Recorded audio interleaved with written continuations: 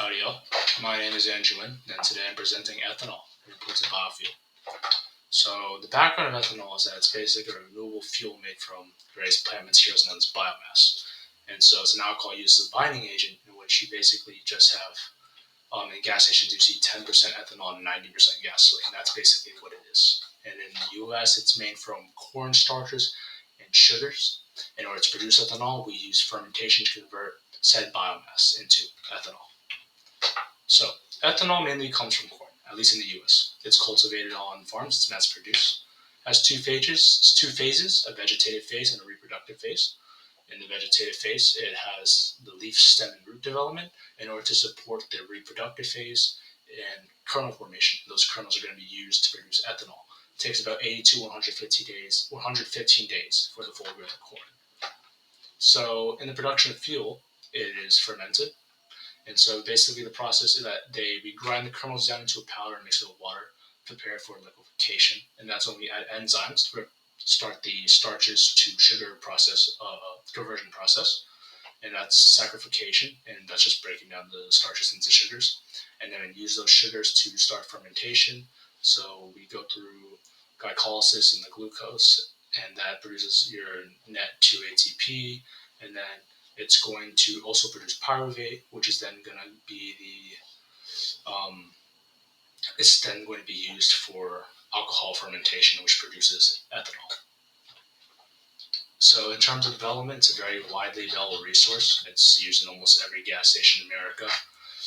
In 2011, we had 13.6 billion gallons of ethanol fuel made, and then that's only been increasing. In 2022, 17.7 billion gallons of ethanol fuel was made.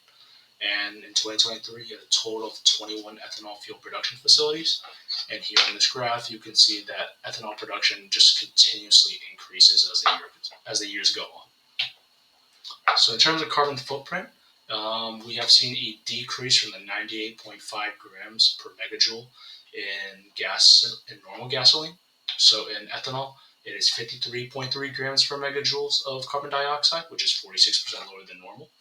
And then our combustion emissions are almost near zero because the amount of CO2 released from the tailpipe of cars is basically the same amount used by corn in photosynthesis.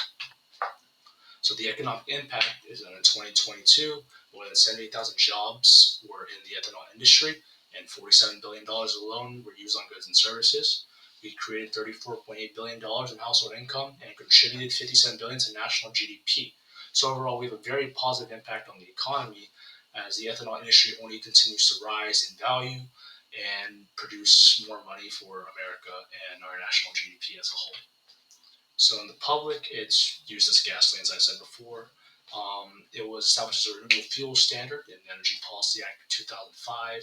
2007, the Energy Independent Security Act required the use of 9 billion gallons of renewable energy in 2007, and that's only continued to increase as in 2022, we required 36 billion gallons of renewable fuel, and that's all mainly from ethanol. So my analysis is that it's a very popular biofuel, used in numerous ways, very large impact on the economy as the industry is continuing to grow, provides a renewable energy source, and reduces carbon emissions. So our next steps, I would say, improve the foundation of ethanol production, as it's a very good resource. Use that foundation to further renewable energy research, perhaps find a better renewable energy resource, and that could lead to reducing carbon emissions and reducing global warming.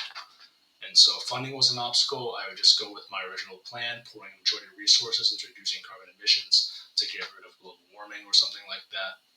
And then that would entail finding better renewable energy sources and improving the ethanol foundation as a whole. These are my citations, and thank you for listening.